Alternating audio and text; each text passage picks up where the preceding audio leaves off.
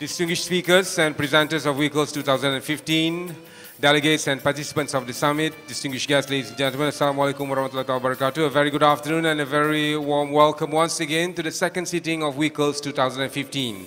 We hope that you're all refreshed after the lunch break and are ready for the second session today.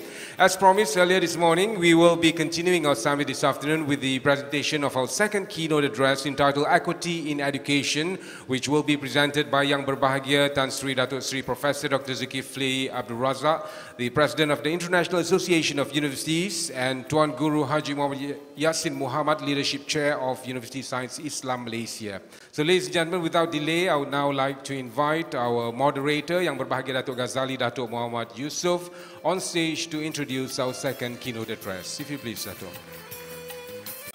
Thank you very much, Master of Ceremonies. Bismillahirrahmanirrahim. Assalamualaikum warahmatullahi wabarakatuh. And a very good afternoon. I hope that you've had an excellent lunch, just like I did, and had a few minutes break. Anyway, let me first take this opportunity to thank the organizers, particularly Professor Tan Sri Zul, for inviting me to be a moderator. You know, we have been friends for a long time, but this is about the closest I've managed to get to him because he's such a busy man, and he has given me the opportunity to get to know him better, and for which I thank Allah Subhanahu wa Taala, because I've always admired him from afar for what he has done, particularly for Universiti Sains Malaysia, and particularly for the, what shall we say, the promotion of knowledge, and more importantly, on sustainable development, a field that I'm very much involved in currently. And we thank you, Prof, and thank you also to the Chairman of the Organizing Committee for inviting me, and also the University, and also for all those involved. Anyway, we are going to have a very interesting session because the keynote speaker that's going to come up here is none other than, of course, Tan Sri Dato Sri Professor Dr. Dzulkifli Abdul Razak, who is currently the President of the International Association of Universities, and also he's the Tuan Guru Haji Muhammad Yassin bin Muhammad Leadership Chair in USIM. Tan Sri will talk to us on equity in education. Tan Sri, may I invite you on stage, please? Thank you. Assalamualaikum warahmatullahi wabarakatuh. Salam sejahtera. Let me first of all thank the organizer for giving me this opportunity to share some of my thoughts on I'll be moving around, so it's okay. On my thoughts on this particularly difficult topic, equity in education. And there's a lot of educationists here. I want to recognize Tan Sri Wan Zahid, the most prominent educationist around this country. So he will probably be listening to me very intensely. Tell me where I go wrong, Tan Sri, as far as equity is concerned. Again, it's a very daunting task. First is after lunch. Everybody has got a good lunch, and therefore, after a good lunch, you probably deserve a good sleep rather than a lecture. Secondly, we have heard two very prominent addresses this morning. One is, of course, from His Royal Highness on a very profound idea of what we need to do as far as education in Muslim university is concerned. And last but not least is also Brother Ahmad Killa on the changing the narrative of how he sees education in the context of the West from a Muslim point of view. My task today is basically to talk about equity in education. Because the topic is so broad, I want to just narrow it to the issue of sustainability. Sustainability becomes a key word in education now, particularly after 10 years of what we call the decade of education for sustainable development. And only yesterday, I think there's a new initiative have been announced in the United Nations called Sustainable Development Goal. I think all heads of states, including Malaysia, of course, has signed on this. And what does it mean to us in the context of equity? I thought is a more relevant topic to discuss now, rather than any other issues that is related to this. Let me try and cancel this off. Okay. As far as this concept of sustainability is concerned, it's about the people, it's about us on the ground, trying to tell governments and trying to tell big organizations like United Nations of what we think the future should be. It is very much a bottom-up approach rather than a top-down approach. And therefore, us in university and in educational setting has very much to do in trying to raise important issues and important questions to governments and to organizations as to what we think education ought to be for the future. And it is all about the future and the narrative of the future. And particularly so, after taking on what we call the Millennium Development Goal, which was launched in the year 2000 and is going to end by the end of this year, 2015. In other words, after 15 years of working on the so-called Millennium Development Goal, where have we gone, what have we done, what are the gaps that need to be closed, and how do education can play a role in this particular context. Yeah? And therefore, I would want to phrase this on what sort of narrative do you think that is appropriate as far as the future is concerned in the context of what we call now the Sustainable Development Goal of the year 2016 to the year 2030. We've got another 15 years of work to do in trying to reconceptualize what the sustainability means as far as the world and education is concerned. Yeah? And what does it mean to us in trying to make it work at the educational level? And what are the narratives that needs to be put in place in trying to shape this future, so-called? Yeah? And 28 September, which happens to be my birthday yesterday, and it is the best present that I've got as far as the United Nations is concerned, giving this new concept of sustainable development goal, and I would want really to work on this to make it work. Right? Let me try and use this as a kind of a platform to answer what equity is all about and how do you achieve equity in education. Now, as far as equity is concerned, Tan Sri, is where I need your help if I go wrong. Yeah? As far as equity is concerned, the whole idea is basically about fairness. How do you bring fairness in education? Because I do believe, and I think everybody else does, education is a leveler of society. And until and unless you get education right, your society will never be leveled. You still have this disparity, you have these divides, and you have all sorts of other related issues that will bog down society, let alone about developing and developed countries, let alone about advanced economy and the other side of economy and so on and so forth. So it is very important for us at this particular juncture to understand what equity is all about, and it is about fairness. And equity is not about equality. It is two different things. Yeah? Some people will say that equity is a process. In other words, the process can be unequal as long as the outcome itself is equal. And I think this makes sense. If you want to put something, two unequal things to be equal, the process cannot be equal. If I've got 10 ringgit to give to my two children, if both of them get the same amount of money, and if they are not equal, then that inequality will perpetuate itself. Right? So it's very important to understand how do you create this fairness in the process of trying to be equal as an outcome. And this is a kind of argument, I think, that has gone into many discussions of what sort of equity solutions that we need to create an equal world at the end of the day. For us in the developing countries, this is something that we need to really understand very well, because there are certain needs that we need more than the developed countries in order for us to be equal. Talk about environment, for example. Yeah? The question of deforestation. Everybody says to us, don't cut down your forests. But we know that the forest sometimes is a source of economy. And if you don't cut down the forest, we don't have a source of economy to go by. And therefore, we need then to tell them, if you want me not to cut my forest, then there must be other compensation that must come in so that we can also sustain our economy at the same time.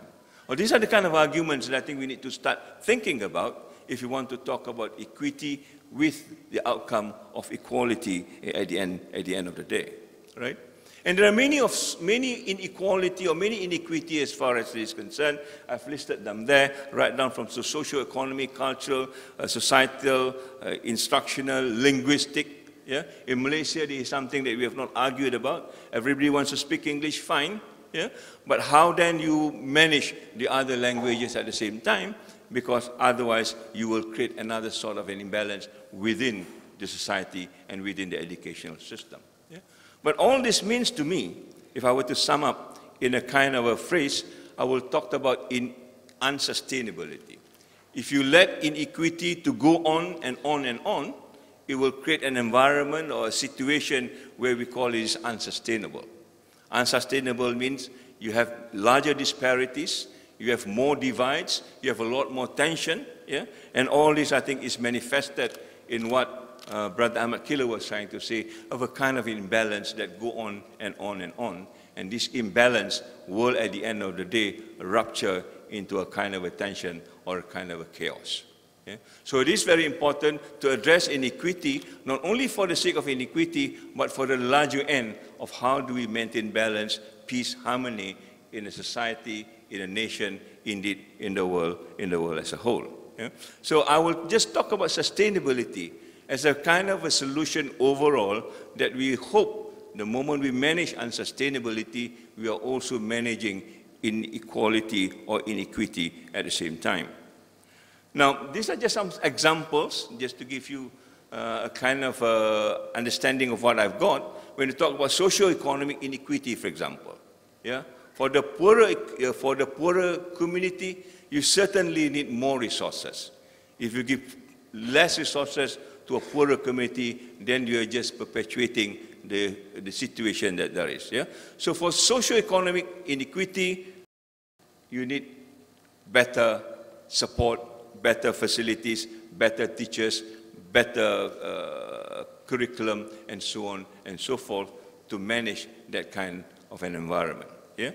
In terms of culture, which is now very, very relevant when you talk about people migrating from one environment to another, already inbuilt in that kind of migratory process, a kind of an equity, because you will not be able to adapt to your new environment. Imagine, yeah? People from Middle East going to Germany, for example.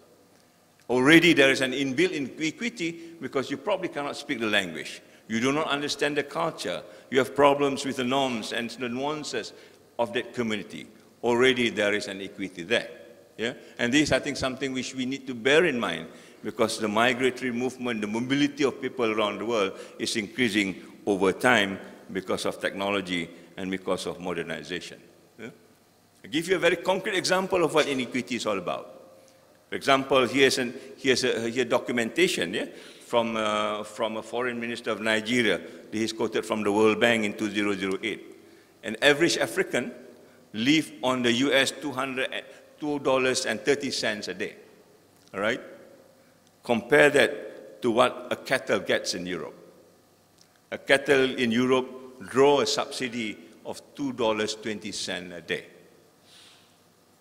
You look at this, you begin to wonder, yeah, where is the inequity, where is inequality, what is this all about? How do a cattle get a larger subsidy than a human being in a different continent?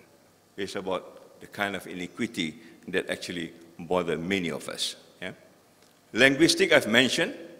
Sometimes we find that we are not very well endowed with certain languages, and we need to find ways of trying to manage that. And therefore, if the kind of programs that is given to us is inadequate, inferior, you find that this linguistic inequality becomes an issue that needs to be overcome. Yeah? And that relates also to the whole idea of being instructional, in the sense that you need to get better teachers, better curriculum, better facilities to overcome that kind of a shortage or deficit in terms of education. Yeah? So I hope you generally get an idea of how do we actually look at inequity and what sort of inequality exists if you want to produce a greater or a better outcome as far as equality is concerned. Yeah? One of the very fundamental issues that at least USIM talks about, the university that I'm working on, is how do you then balance another set of seats of intellect, let me call it that way. Yeah? In many programs, in many universities, we always direct our attention to the brain, because we think that is a seat of intellect as far as education, as far as cognition is concerned. Yeah? But at least in the Eastern wisdom, certainly in Islam, we also understand there's another seat of intellect, which is the heart. And there must be a balance between what the mind says and what the heart says, and where does this balance come in? Yeah? In the words of USIM, they talk about the akli, which is the mind, and the nakli, which is coming from, you know, a revelation that perhaps affect the heart more than the brain as such. How do these things work in the context of education, bringing the balance between these two so that you avoid another form of inequity in that particular sense? Yeah? So where do we strike the balance as far as education is concerned in the context of Islamic or Muslim universities as such? Yeah? Generally, if you talk about equity per se, you are talking about all the whole rigmarole of discrimination, be it color, be it greed, be it religion, and be it languages, and so on and so forth. That is another basket of very huge problems that we need to tackle, right? So at the end of the day, we need to find where is the problem, and I think the problem lies in what I call a power equation. The people who make the decision, the kind of decision that has been made and need to be implemented, yeah? The kind of implementation whether it's actually addressing the right problems and so on and so forth. This equation of power is something that I think it is important for us to look at. Where is the power balance and how do we actually go into this? Yeah? But we are not politicians, and therefore we are not going to talk about power in the context of political power. I would rather talk about a sort of other power that maybe is within our means as far as education is concerned, and that is the whole issue of what sustainability and inequity is all about. Yeah?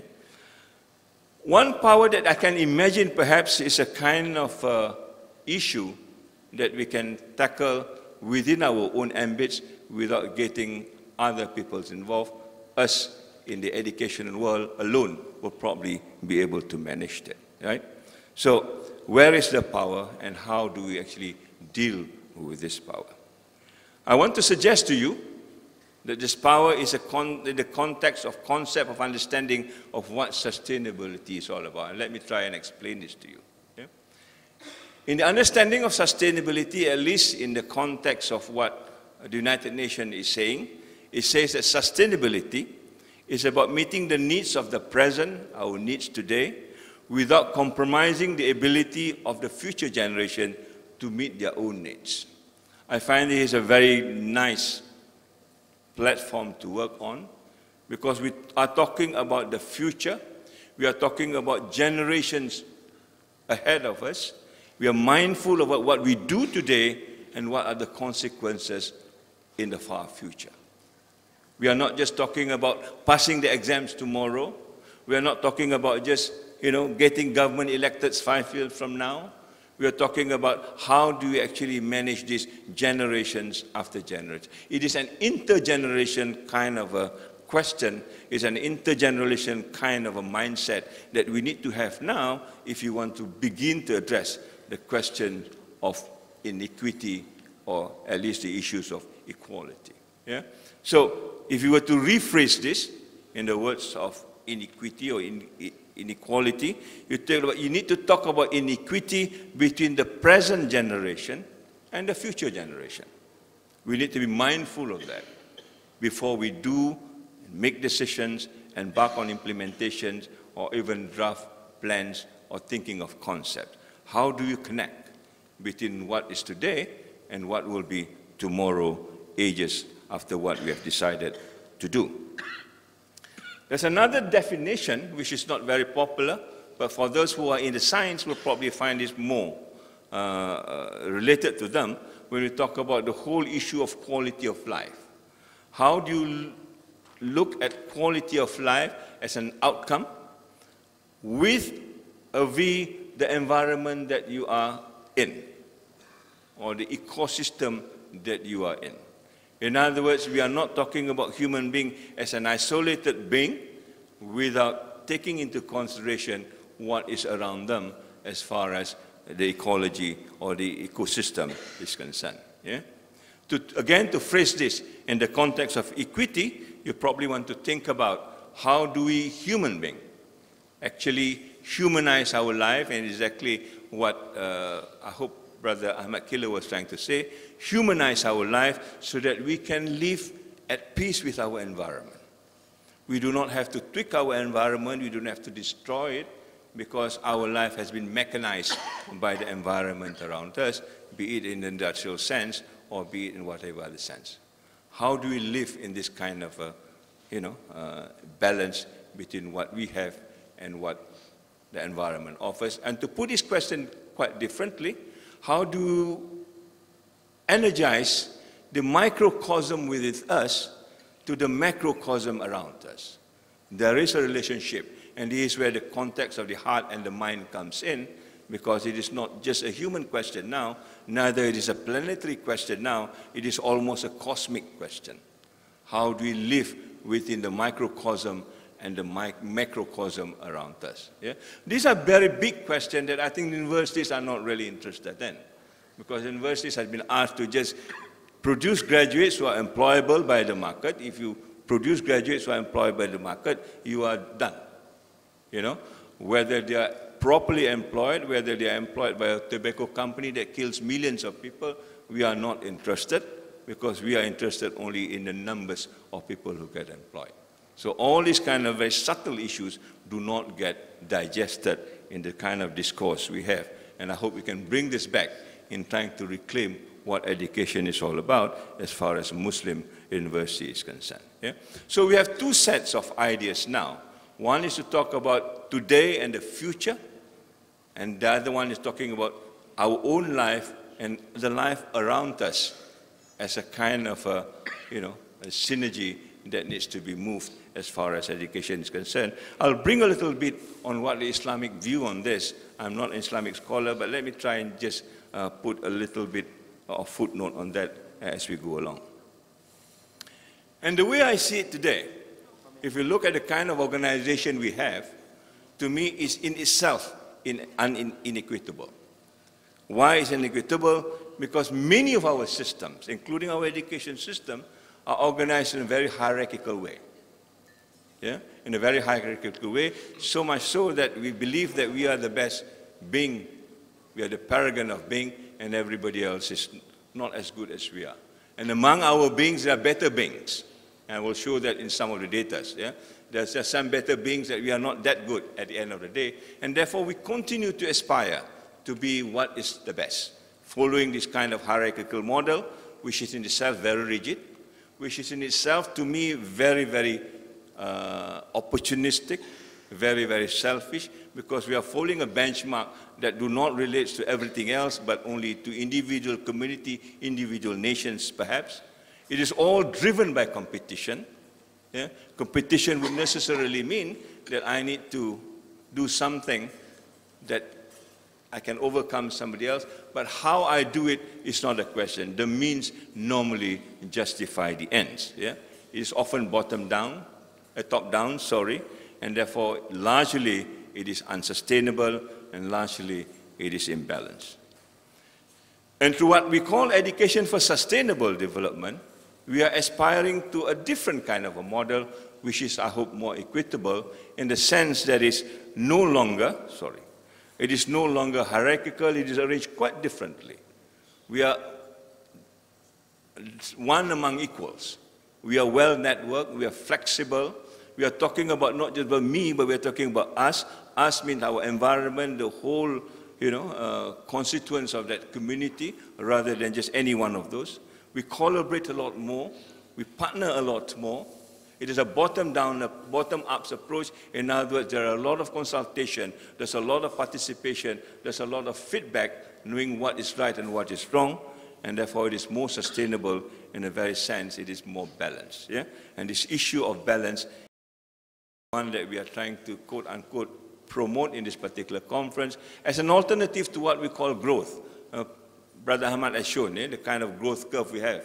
The only thing that goes on growing is a cancer cell. A cancer cell will go on growing, and you know at the end of the day what happens if the growth do not stop. Not only the cancer cell dies, the host of the cancer cell dies. And if that's the kind of philosophy that we're going to adopt, that we keep on growing and growing and growing, at the end of the day, all of us will die in that process of growth. Yeah? So this is the kind of analogy that we take. And therefore, what is the alternative for growth? We perhaps think balance is a better word. And taking it on from the Islamic view, we probably can nurture this a little bit more as an alternative. Yeah? I'll give you some examples. It's not very clear to you, but this is an example of how things which are unequal, promoting problems in itself. The first graph is health and social problems are worse in more unequal countries. Yeah? And if you look at that figure here, this is the United States of America, where the income disparity becomes very high, and therefore you get worse a kind of index as far as health and social problem is concerned, compared to Japan. There's a whole of other countries in between. Yeah? So this is two examples of how countries who are unequal in terms of income has produced a kind of unequal outcome, right?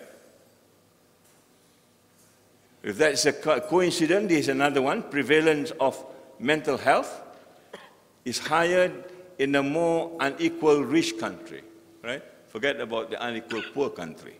Again, United States takes a cake, being unequal, and compared again to Japan, all right? Another set of data. Look at child well-being. It's better in more equal rich country. Again, United States do not perform very well as far as that is concerned. Just the graph is done invertedly as compared to Finland and largely the more Nordic or Scandinavian countries. You have countries like Finland, you have countries like Denmark, you have countries like Norway, you have countries like Sweden. They've got better sort of child being as far as that is concerned. And Malaysian probably remember this, yeah? When a Malaysian beat one of their children in the house, and the police came in and took the mother and the father away and put them in jail, because you are seen not to be respectful of your children by beating them when you are in Sweden at that particular point. Yeah? Here again, another example, when there's an income equity, you find the outcome is again out of balance or unequal, right? Social mobility the same way, again USA and also Norway as a good example and a bad example. On education, it's the same thing. You find because of the inequity, you have United States again not doing very well compared to Japan and the Nordic countries. And I hope the video that we showed today, the ivory towers, do open some eyes. Yeah? That everybody wants to be like the United States of America. There are certain things that perhaps we don't want to be like the United States of America. And in terms of sustainability, yeah, we will find that if you want to live like an American and North American particularly, statistics shows us you need at least 5 planets to back you up. Imagine you need 5 Earths to back you up to live like an American. If you want to live like a European, you need 3 planets to back you up. And how many planets do we have? Half an ailing planet. Yeah? And therefore, there's not enough planet to go around and to do the kind of things that we do. And plus, it is not the most conducive results anyway. Yeah? So these are issues that I think that we need to begin to think. If you talk about inequity, particularly in a Muslim country, we know that we are not well doing that good, but let's pick a right model to follow what is best in terms of inequity and how to solve them, not only the United States or Europe in that particular sense, right? So how do we begin to look at these issues of sustainability? What is the sustainability all about? It is very basically about 4 items. At least this is what agreed on a universal or international consensus. We need to talk about economy. We know economy is important, right, to drive society, to make society more quality of life. Yeah? But it has to be seen in the context of 3 other dimensions. Yeah? One is ecology. Remember the second definition that I talked about, how do we live with our environment? How do we actually live within that? So the eco here perhaps will have to take the eco there, economy in that particular sense. How do we live socially in that particular context? And how do you maintain culture? I think the Royal Highness talk about this quite explicitly. How do you marry innovation and tradition? How do you maintain our culture? He talks about Cambridge maintaining its culture after 900 years. Why are we not looking at our own culture at all as far as education is concerned? This is a role of culture in that particular context, and all of this must be seen in a kind of a balance. In other words, talking about economy alone is no good, talking about social alone is no good, talking about any one of this is no good, except that you talk about it in a context of where this balance and give and takes comes in, right? And just to make you remember this easy, we normally call it the 4 Ps. In economy, you talk about prosperity, prosperity for all, not just for prosperity for a few, it's prosperity for all. In social, you need to talk about policy or sometimes politics of how to make it work. Ecology, we talk about the planet, and culture, we talk about the people. So all the main ingredients are here. We have people, we have the planet, we want to make it prosperity, and we have a driving force of the policy or the kind of politics that we think it is important to make it work. Yeah? So the 4 Ps of sustainability. But in reality, as it is now, we see that one of the quadrants has overtaken everything else. It's just not just about profit, it's not just about prosperity, it is now about profit. It is this whole economy of maximizing profit at the expense of the ecology, at the expense of people, and at the expense of policy sometimes. And this is where I think the whole issue of power, the whole issue of inequity perhaps originate, and this is perhaps where we need to begin to tackle some of this particular issue, yeah? To bring back this balance in this particular context so that the 4P has a chance to. So we have escalating costs, not only in education, in many things. And you see the graph from Ivory Tower, where education tops even health and even food. Yeah?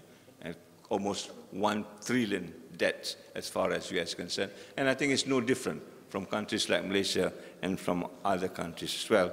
That depends on this kind of a system for it to work. In one of the statements on sustainable development goal, the critics have come in. It says the power of cooperation is fundamental in the staggering levels of inequality which afflict the world, and at the center of an economic model quite prepared to burn the planet. And this is what we mean by the old economic model. Yeah? They don't care about the environment, they don't care about the planet, as long as it benefits them. It is impossible to realize this goal until and unless this drive for excess profit becomes, an issue that we can handle properly. And we have seen this. If that's just a statement of words, we have seen this in daily life. Yeah? How, as far as economy is concerned, we have gone into a kind of a depression. I think Malaysians would realize it now. The kind of ecology we've seen, that's been, marked all over the place. The kind of policies that now works on very aggressive inter-country, inter-regional, inter-communal, or inter-community, sometimes of aggression. And finally, culture, which basically I just want to focus on education, health, and so on and so forth, become the same thing. In other words, the inequity that we've generated from a model that we have taken, which is not compatible to the kind of human beings that we want to create, has created a kind of a tipping point. Again, the issue of imbalance as far as it is concerned. Okay? And this imbalance becomes now, as far as I can see, an issue that covers humanity. It is not just about Malaysia or the Muslim countries or some Muslim countries or some communities. It is a question of the whole humanity being involved. Yeah? Prof. Rashada, when he made the statement that there's so many billions of people who are now living on $1.25 a day, you just cannot make it. All right? And that disparity is getting wider and wider. So the state of humanity itself is really in the context of imbalance or inequity, and hence it becomes an issue that we need to tackle. So when we talk about changing the narrative, it is not just about Islam. Of course it is Islam, because we hope Islam can offer a new solution, at least a complementary solution, but it is basically a general question of humanity per se, the world at large. Yeah? So let me just go into some of the initiative that's been taken that has produced some result, but not completely satisfactory, that we need to continue the work, hopefully bringing in some Islamic dimension since we just started to look at sustainable development goal yesterday. It's still not too late for us to put in or to give inputs as far as Islamic concepts and Islamic capacity building as far as sustainability is concerned. Yeah? When it was first started as a sustainable development concept in the year 1992, it was a total failure because education wasn't put in. Only in year 2002, 10 years later, when they analyze, say, why does this not work, they say education is not factored in. Yeah? And 3 years later, in 2005, they declare what we call the United Nations Decade for Sustainable Development. Let me remind you again, sustainable development is about the needs of today and not compromising the needs of tomorrow. Yeah? That's one of the basic things, right? And therefore, UNESCO is given the task, and UNESCO says building peace in the mindset of men and women. In other words, we are beginning to talk about how do we change the way we think. Yeah?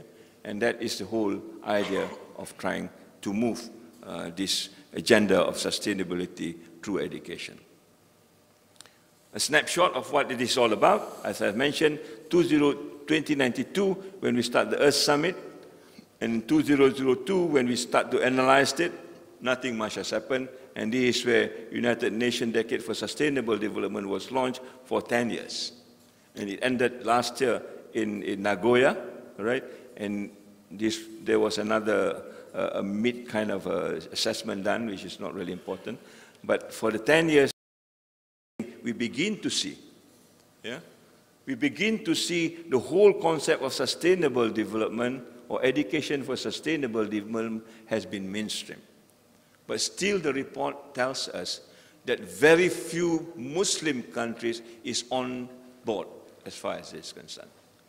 In fact, the Muslim countries are not even slated on this education for sustainable development, except for a few. So we have missed one opportunity for the last 10 years. And this is why I'm quite adamant by saying that beginning this year, which is 2015, when they launched the Sustainable Development Summit, and they put in the Sustainable Development Goal to create the world that we want, let us Muslims put in our brains and minds together and put in some impact so that for the next 15 years, we are quite assured that our interests, the community's interests, our national interests, and the interests of human beings are taken care also in one way or another. Yeah? By year 2015, one of the major goals was to end poverty. But this is a goal that is sadly not completed, and we need to take it on for the next 15 years, so to speak. Yeah? So in summary, when we talk about the post-2015 agenda, which is a sustainable development goal, it is about a decent life for everybody. Yeah? When I first read this, I thought this is a wishful thinking. How do you have a decent life for everybody? The 7 billion people will soon be 10 billion. Is it possible at all? Yeah? The question of food, the question of education, and so on and so forth, all mulled in one.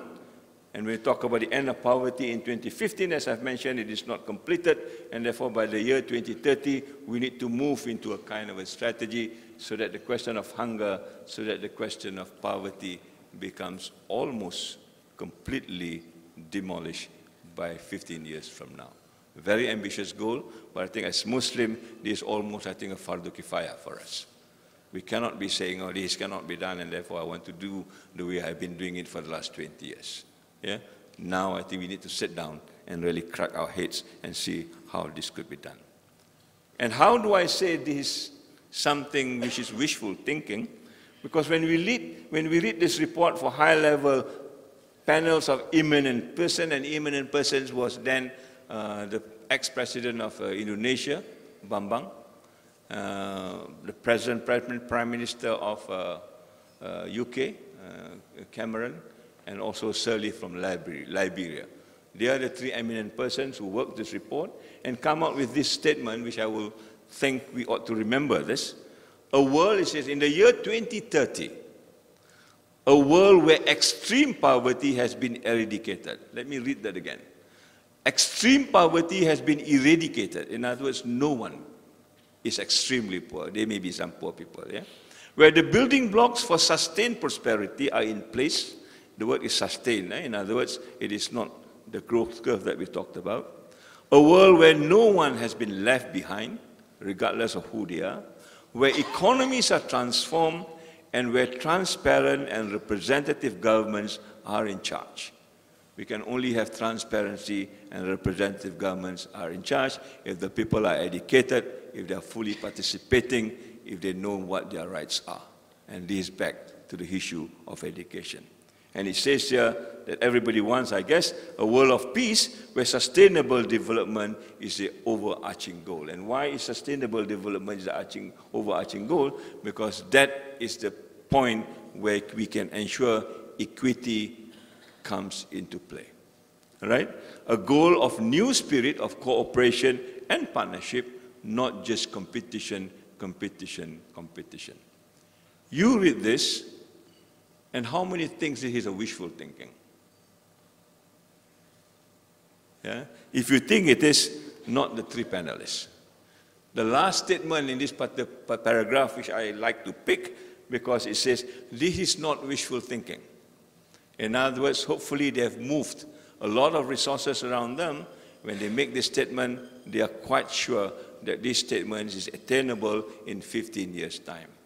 And if that is the conviction, then it falls onto us to make sure that these statements actually come to being in the next 15 years, particularly in our own country, in our own universities.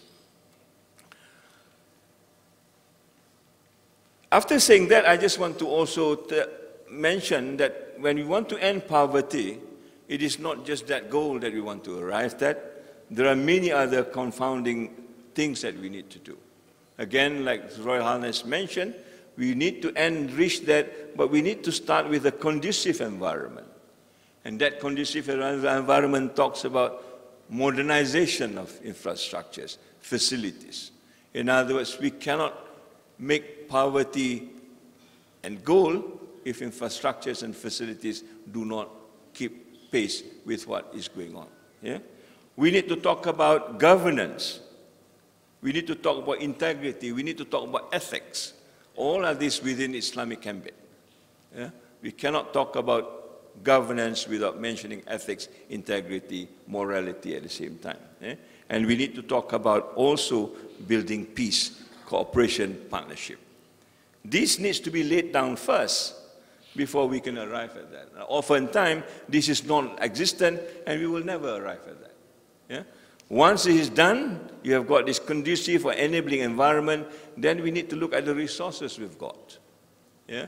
And certainly because it's sustainability, they talk about water, they talk about food, they talk about air and so on and so forth. But you can think of any other resources that is important once you build that enabling environment. And last but not least, we need to build the capacity to harness this so that we can meet this particular goal. And it is at this level we talk about education. Not only education for men, but education for women. Not only education for women, education on a universal sense. So it's a very broad sort of approach, what we call, at the end of the day, a whole institution approach. In other words, we cannot work on just piecemeals and hope to solve this problem. We need to talk about the whole institution or the whole community or the whole nation to take it at one go. Right? I will go into this a little bit more. Yeah? But then there's already a problem. A problem is what we call the monopoly of knowledge. All these, I think, need some basic knowledge. Yeah? But if knowledge is monopolized, then you probably will not get knowledge. And this is where I think the whole idea of where does copyright comes in, how come patents becomes an important issue, what about intellectual property? Yeah? And I often argue, when the Indians created zero, and the Arabic embellished it, taken over by modern society, yeah, and created what we call the binary numbers that allows you to do programming and do computerization, yeah. The moment you want to buy a program, then you have to talk about intellectual property. Whereas the zero is taken from some culture without any compensation at all. How is it that the game changes when it lands up into another culture? Where does this change comes in? Yeah? For Malaysians or for people who are in the sports will probably even understand when we play hockey. The Pakistanis and the Indians and the Bangladeshis were fantastic in hockey, but they are good on grass turf. Yeah? No Europeans has won a hockey competition when they play on a grass turf, because the Pakistani, the Bangladeshis, and the Indians can dribble very well. And they can get passed through and score the goals. And what happened later on? Somebody invented AstroTurf. Now you play hockey internationally on an AstroTurf. You don't play hockey no longer on a grass turf. And suddenly you find Europeans become champions. No longer the Pakistanis, no longer the Indians or the Bangladeshis. AstroTurf itself is a kind of a monopoly to me, because it costs a hell of a lot to get an AstroTurf, because I know this. When I was in USM, we want to lay an AstroTurf for the university. It costs us 1.5 million to do that, and as much to maintain it. You have to water that silly turf all the time. You water the grass, you understand, because the grass needs to grow. But this AstroTurf, which is synthetic, you need to water it also so that you don't get brittle. There you are, you know. The moment you change the way you evaluate, you change the whole game. And this is sometimes what Muslims do not understand. When you subscribe to standards, benchmark, ranking, or whatever you want to call it, you are really sucked up into a game that you will never win. You know? So when somebody has ranking, OIC wants to have a ranking also. So we have got a ranking of the mediocres, because we also want to be ranked. And this is a kind of a mindset problem in education that we need to go together up with. You know, we must be able to now think of how we need to beat them in the game, so that this whole question of monopoly of knowledge is broken up. And the Muslims, as being proven in the golden age, whether you like to recognize it or not, are able to do it. Yeah? And this, I think, is a big issue to tackle. And why do I say that? Because as the way we progress now in the context of growth, we find that we are now exceeding the biocapacity of the world. In other words, the world can only take this much. Our consumption has gone that much. This is a kind of overload that we see. And this is going on and on and on. You know? And on and on and on, not because of the Muslim world per se, it is all the other developed, quote-unquote, countries, and we are just stuck into this whole ball game as such. And this is where I think changing the narratives, it becomes an issue as such. If you don't believe me as to the kind of curve, this is another graph just to show you. When we talk about sustainability in the context of, you know, what is ecological footprint as compared to the kind of index in terms of human development, you find the Asians and the Africans are here. We are still at a very low human index, but our consumption level is also very low, right? As you move, you find that the Latinos are here, the Latin Americans, and the Middle Eastern countries are beginning to catch up here. As you move to this higher human index, but with very high consumption, you get the European countries and also the North American. Exactly what I've mentioned to you, you need to live on more than one planet to live like the Europeans and the Americans. In other words, we can do this like the Middle Eastern people are trying to do, build all these structures that they've got because they've got money. By the end of the day, are they living sustainably, right? So our challenge now is to remain on this quadrant, but to make sure that our index as far as human development is concerned also is at the same time. And this is where I feel that this concept of balance, mizan, becomes a useful concept so that we maintain the balance between what is development and what is ecological, permissible in that particular sense. For that, I'm just going to go very, very quickly what has been agreed in order to do this. In order to do this, we need to start looking at the education system itself, and this is why changing narratives becomes important, so that we can create a kind of just public awareness, not just within the universities, but the community. Remember, we talk about future generations and ecology and so on and so forth, and that perhaps will have to be involved in a kind of a training program aside from just education. And the purpose is, when you training program, is to try to create new mindsets. The education system must begin to engage with communities, with environment around you, because that's a kind of a larger concern that we've got. And last but not least, the paradigm shift, the new narrative that needs to be written so that we can relearn some of the ways that we have forgotten in our tradition, in our culture, in our norms. It can be brought back into a kind of a mainstream education system. So in terms of strategic and planning, while we have these 4 P's of sustainable development, we need to mesh that with the kind of activities that we do in universities largely. And this would be research and consultancy. We don't want to just talk about publication, we want to talk about direct application.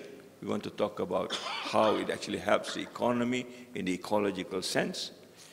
We want to talk about pedagogy that is relevant to sustainable development, not just any kind of pedagogy. We want to talk about social engagement, as mentioned about participation, this musyawara, the muafakat, and so on and so forth. And last but not least is leadership or stewardship of what we need to preserve in terms of values, in terms of cultural relevance, in terms of the needs of today and tomorrow. And this is where I think the leading role of the university becomes important. The kind of vice chancellors we need to elect, the kind of administrators that we need to have. Perhaps this is where ACAD comes into picture in the context of trying to move these 4 P's of academia. Right? How do you train these new generations of leaders and stewardship to move this agenda forward? So with education, we thought then we can create so many things that is quite different in terms of sustainability. For that, we know we need innovation, we need inspiration. Inspiration to me certainly is some of the Islamic concepts, some Islamic ideals, some of the way we live or people used to live before. These are the inspirations that we can look at. The 4 institutions that Her Royal Highness has mentioned, Karayin is certainly one of them, and Baitul Hizmah is certainly one of them. The Baitul Hizmah to me is a very interesting thing, because these are the people who actually translate the work of the Greeks into Arabic. And it is the work of the Arabic that goes basically to the West and creates its own renaissance. So in other words, Baitul Hikmah has a capacity to transform civilization from one point to another. All right? And I think this is a kind of generational projects that we need to think of as far as inspiration is concerned. And innovation in the context of tradition, as the Sultan has mentioned. But that needs to be contextualized on knowledge and on skills. We cannot just talk about innovation the way we talk about innovation now. It's as though about just wealth creation. We talk about innovation is something that I can sell. At the end of the day, I can make money, and that money is what I need. Whether it changes people's lifestyle, it changes quality of life, is not an issue for us. So the question of knowledge becomes important. The question of skills become important. And therefore, you want to look at education as a kind of point to mobilize for social change, not just for employment and employability, which I think is a very narrow perspective of what education ought to be. We are here to mobilize change. We are here to create change. Education is about change. If you don't create change in education, then I don't think we have gone to education. So then different concepts, not just science and technology, not just STEM. Everybody's talking about STEM now. I sometimes ask, where is the roots? You have the STEM, you have no roots. But these are all the roots. How do you interconnect? Yeah? How do you talk about humanity at the same time? Where does the future lies? Yeah? How do you create empowerment? How do you engage people? Right? And more importantly, how do you use education to get rid of all these other issues that have been haunting us now? The question of anger, the question of hate, the question of wastefulness, and the question of fear. This is where I think knowledge also needs to be contextualized, not just on KPIs and numbers and percentages. There's also the other part of it that needs to go along together, which is a tougher part, which is about values and attitudes. Yeah? Oftentimes when we talk about STEM, the question of values and attitudes are not taken care. Yeah? So what about virtues? What about justice? What about humility? What about mercy? What about hope? All these are values that I think that needs to be ingrained into education system one way or another. These are not measurable. There's no KPIs for this. But trust me, without this, your education system becomes haywire. And again, we talk about this balance between what knowledge and skills is all about, what attitude and values are all about. Yeah? So we begin to conceptualize. If you want to innovate and get inspired, certainly we think knowledge and skills is important. And it's easy to do this in the kind of things that we have done. Yeah? But how do you then translate that into attitude that lives sustainability, ethical, and all those other good things that we have been told about based on a value that is acceptable to human being and humankind, and what about the virtues that comes along with it? Yeah? So let me just quickly try and answer that issue, particularly on values and attitudes. How do you bring this in? Recognizing that many of our systems do not even pay adequate attention to it. Right? We've talked about that. How do you mirror some of the main activities in education on sustainable development as a power to get rid of inequity? But I want to talk about another concept which I'm learning from my USIM friend, so correct me if I'm wrong, which is the Maqasid al-Sharia. Maqasid means objective, Sharia means the law.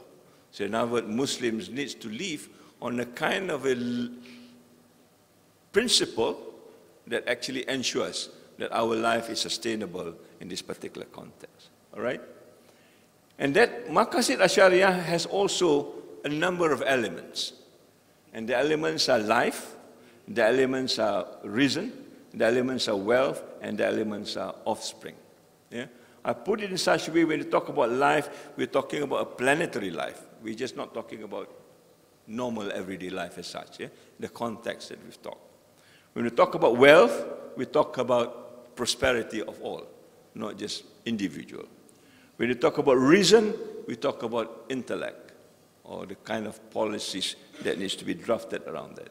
And we talk about offspring, we talk about people, we talk about culture again. So there is almost a mirror image between what sustainability wants and what Maqasid al-Sharia has to do with it. And it is a basic human needs to be preserved, to be protected, and to be balanced.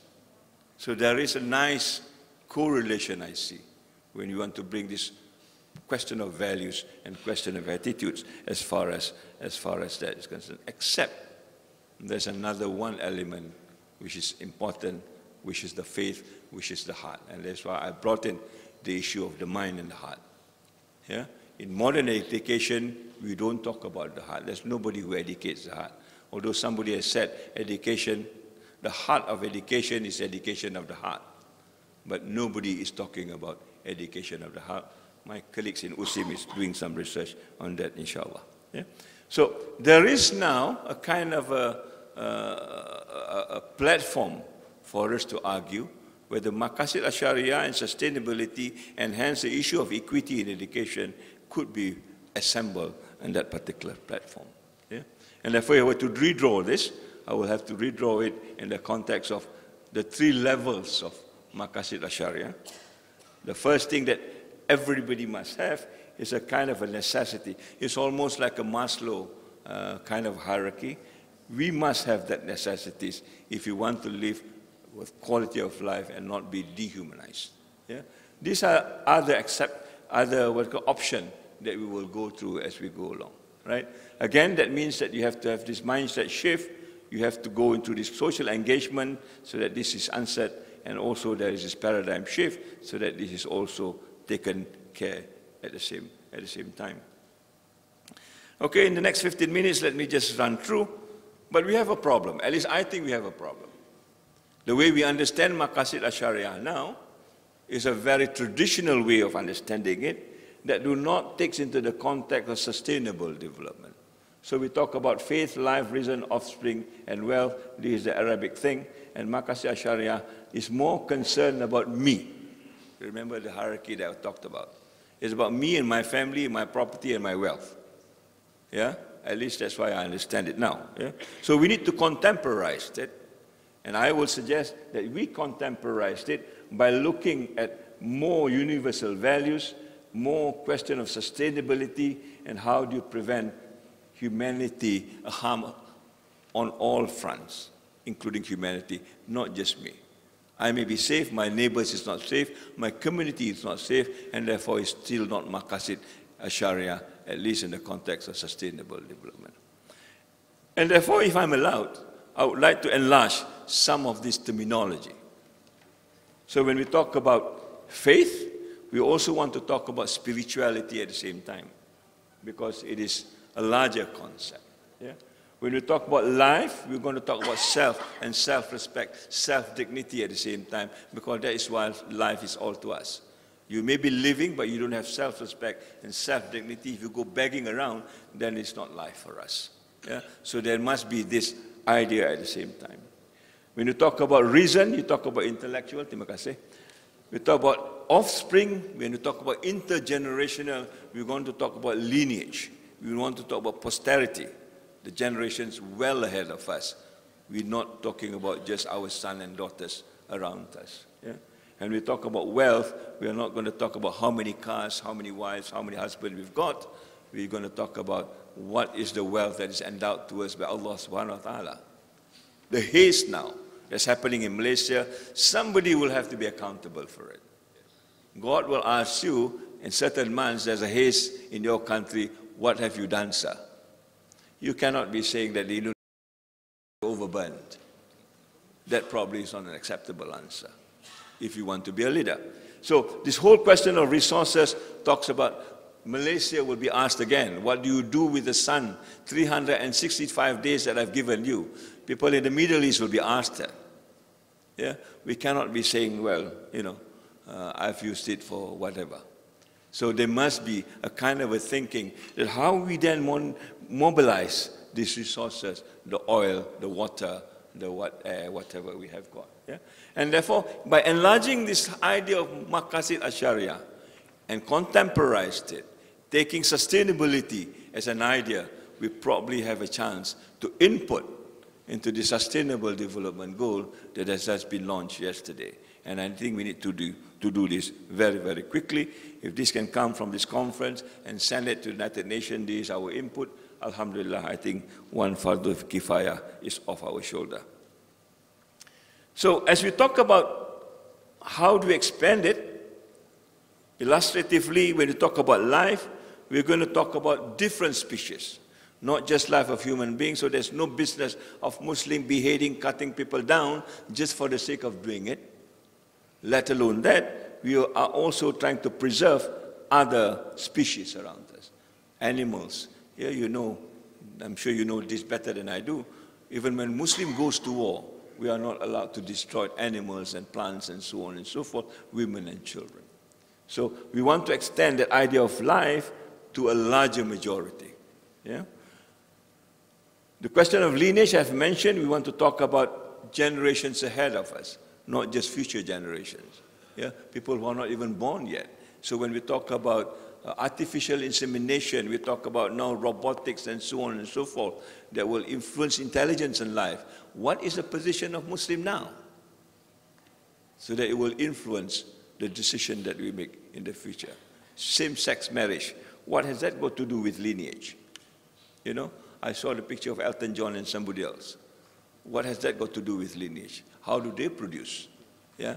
These are issues that I think becomes relevant to us as Muslims. When we talk about resources, I've mentioned today, we talk about planetary resources, not just resources around our backyard. And last but not least, when we talk about that mindset, we talk about the balance between the mind and the heart. How to do this? And of course, spirituality, we talk about even different faith. How do you live with different faith? Yeah? When the Royal Highness talk about Fez, yeah? Before Israel was created, the largest population of Jews in Africa, I believe, is in Fez. 250,000 of them. Yeah? You can see now, I've been to Fez, you can see the synagogue are still being maintained by Muslims. Right? Now there are slightly more than 200 Jews in Fez, because all of them have gone to Israel because they think this is the homeland. Yeah? But this interfaith thing that we can live with different faith on the context of spirituality perhaps is something that needs to be grounded as far as education is concerned. Yeah? Then you can talk about what the Maqasid wants to achieve, justice of course, but in the context of equity, equality, the context of fairness. That will be then the super target of this Maqasid Asharia in the context of equity in education. A revolution doesn't happen when university adopt new tools, it happens when society adopts new behavior. You have a new computer, nothing will happen until the computer changes your behavior. And unfortunately, as Ahmad Killer has shown, some of these new tools change into a bad behavior rather than a good behavior. So the kind of behavior is also an important one. We begin to realize then the behavior that this starts. Yeah? The tension that is created now between prosperity and all this thing, there is always a tension. And the tension, I think, is relevant to us in education.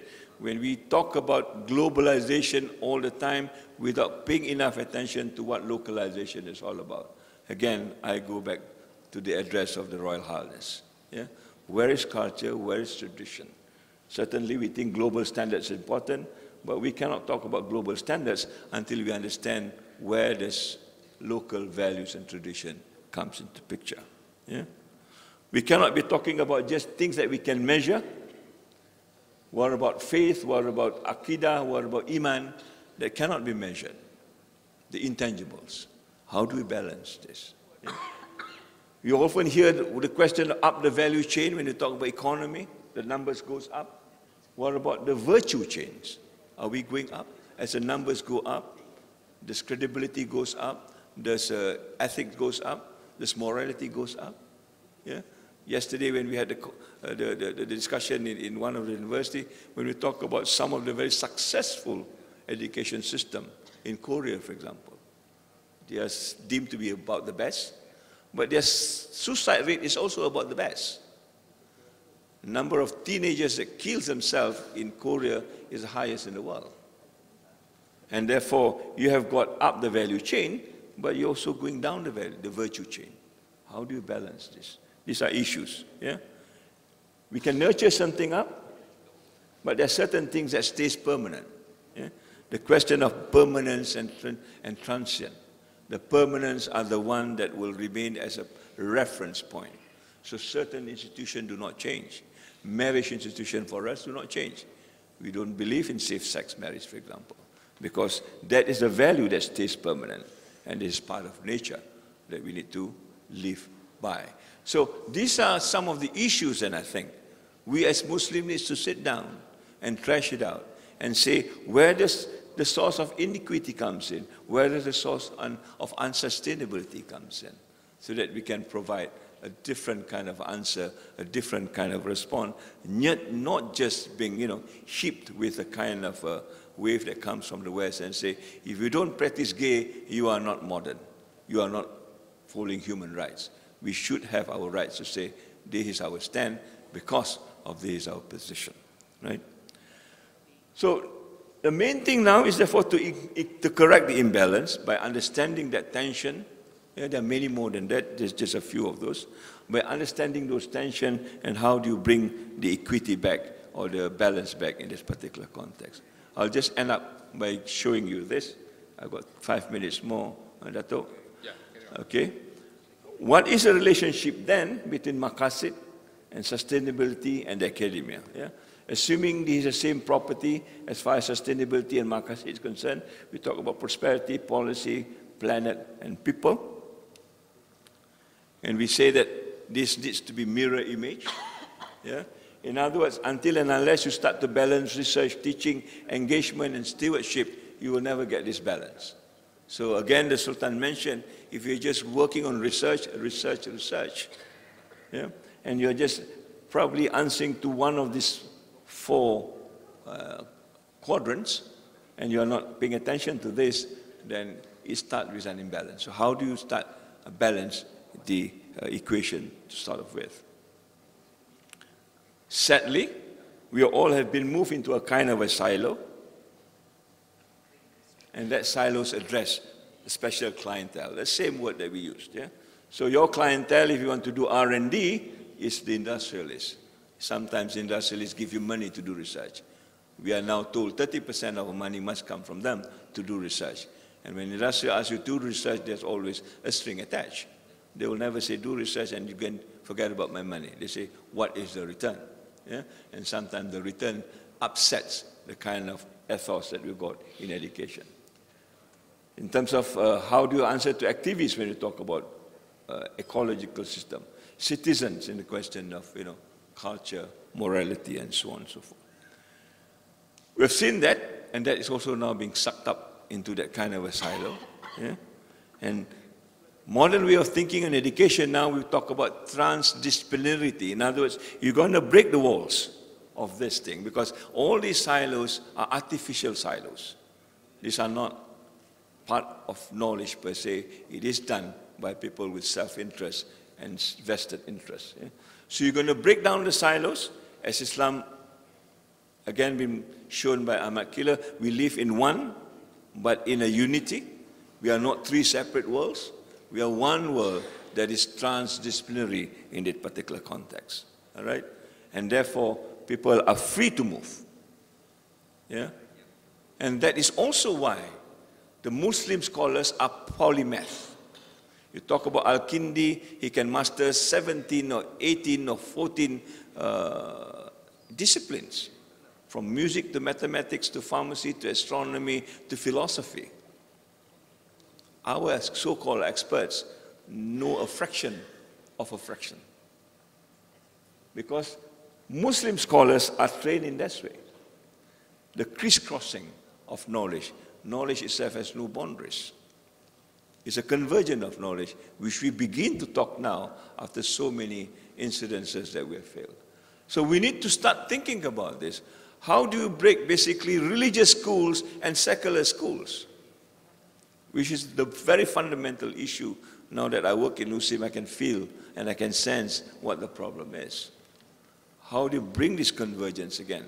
How do you take people from the Sunnah and Al-Quran and talk about management and leadership? Yeah?